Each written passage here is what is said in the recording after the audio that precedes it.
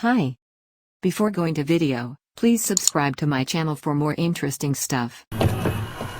Story from r/creepyencounters. Posted by u/x0_sunshine. Please be aware of your surroundings. I'm a 20-year-old female and I run every day at sundown.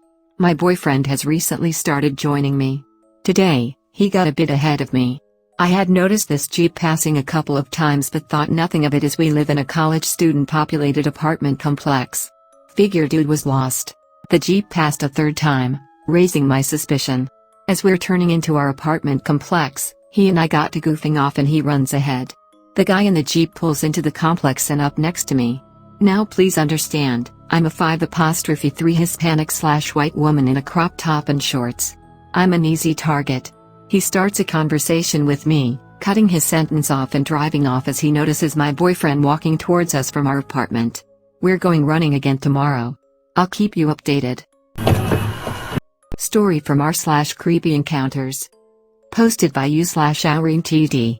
Creepin' car wants me to ignore social distance rules and doesn't take no very well. First time posting on Reddit, never thought it'd be this sub. This happened to me this morning. I'm 37F. An avid runner and usually go out really early in the morning, as in just before 5 a.m. early. Running, walking and biking are still allowed where I live as long as you keep to social distancing rules. However, I'm currently having some back issues, so rather than running I've been going out walking.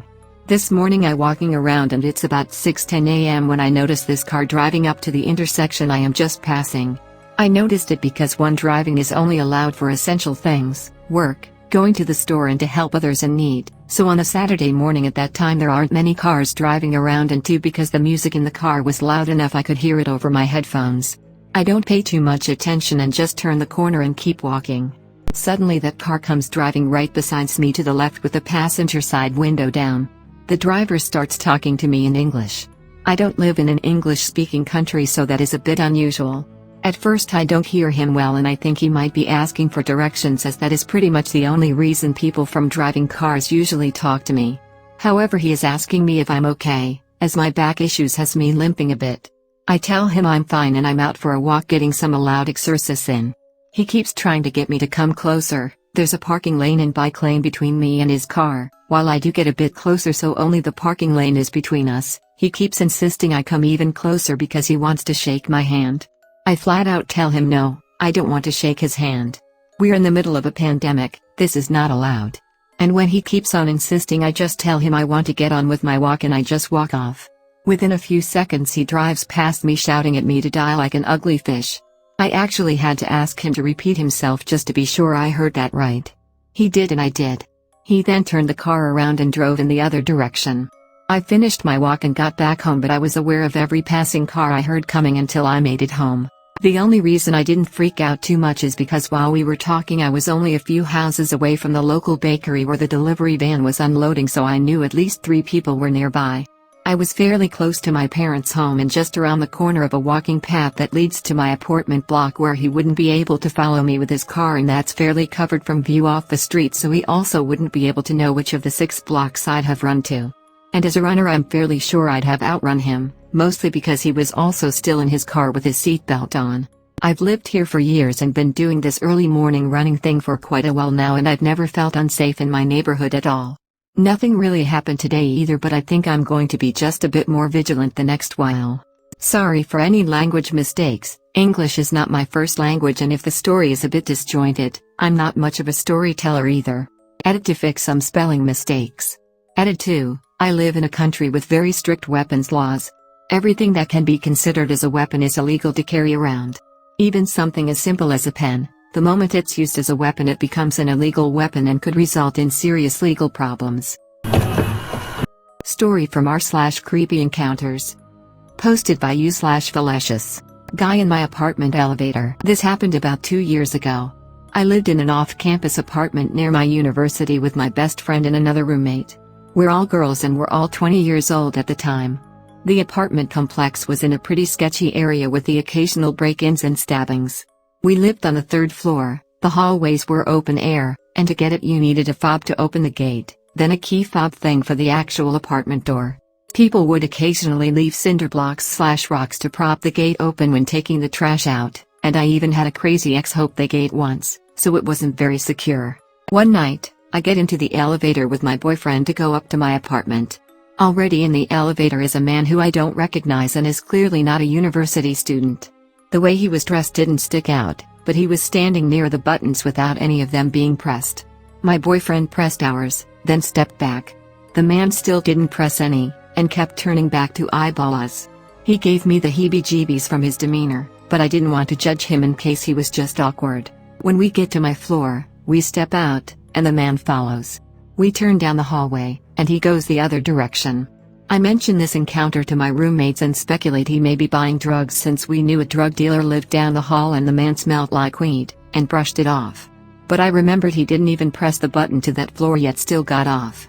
Later that night, a girl in our apartment group message told everyone to look out for a man who tried to follow her into her apartment. We speculate it was the same guy given his description. This is when my best friend/roommate told me that there was a man there yesterday when she got home from class who followed her to our door. He didn't try to come in, but about 10 minutes after, she heard someone messing with the doorknob. She was home alone at the time and called her mom since she was so scared. She didn't mention it since nothing actually happened. We also realized that our door handle had been loose for the past week.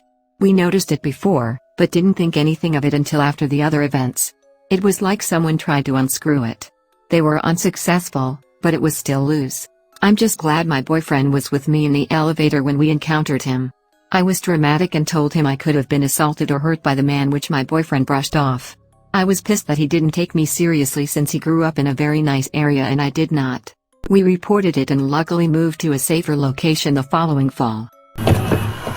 Story from r/creepyencounters. Posted by u/NanaMcTaylor. My disgusting neighbor. When I was 4, my parents got a divorce. My mom had moved into a 3-house apartment complex after all was said and done. Right, middle, left, we lived in the left apartment. It was a nice, quiet neighborhood and I had become best friends with the boy who lived behind us. We will call him Jack. One day while I was at my mom's, went back and forth from mom's house to dad's, I asked if I could go outside and play around the yard/driveway area. There wasn't too much of a yard, but it was enough for 4-year-old me who just wanted to go exploring and play in the dirt. As I am roaming around the little apartment complex, I come across a cat sitting in the basement window of the apartment on the right of us. I kneel down near the window and start talking to the kitty, cause you know, I'm 4 and it's a pet. Out of nowhere my neighbor's son, let's note that the neighbor's son is probably in his 20s, pops his head in the window. He asks, "Do you want to pet the cat?" I say, "Yes." He then proceeds to say, "If you want to pet him/her, I don't remember, it's not relevant, you'll have to come inside." Of course I oblige because I wanted to pet the cat and I'm 4 and I don't know any better and I'm thinking this is my neighbor so he must be nice.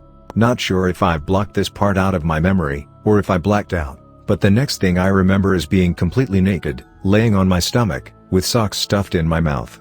I honestly don't remember if he touched me or not. Regardless, it's clear those were his intentions. His parents started to call for him from upstairs. He then told me to hide behind a sheet that was covering a mattress that was against the wall. So I did. I stood there completely naked, waiting for this guy to return. While I am waiting I can hear my mom calling for me to come home. This is when I started to panic. He returned a few minutes later, but what felt like an eternity. I begged him to let me go home and that I could hear my mother calling for me. Surprisingly, he let me get dressed and run home. Once I arrived home my mother was furious with me for making her worry about where I was. So I lied. I said I was at Jack's. Why did I lie to her? I don't know. I was scared? Confused? Processing? My mother also kinda scared me as a child. Another story for another day. Eventually I did confess what had happened to my dad about maybe a week later. I remember going to the police station multiple times. Every time I had to talk to the police I would scream and cry while my dad would hold me in his arms trying to calm me down. Can you just imagine being 4 years old and having to continuously relive this over and over and over again? It felt like torture. I guess I couldn't do it anymore. So yet again, I lied and said I made it up or some shit. How a 4-year-old has that kind of an imagination is beyond me, but I highly doubt a little girl could make up such a story like this. Maybe I'm wrong? No one believed me. The police never looked into it any further as far as I know. This guy got away with it. Who knows if he's done something to someone else? Knowing that, makes me feel like I could have done more. Fought for myself harder. To top it all off, My mother made me go knock on their door and personally apologize to him and his family. So fucked, right? To this day I don't know who or where he is or if he ever got caught doing this to someone else. I pray he never does/did it to anyone else ever again and I was his only victim. Thanks for watching. Please do like, share, comment and subscribe for more videos.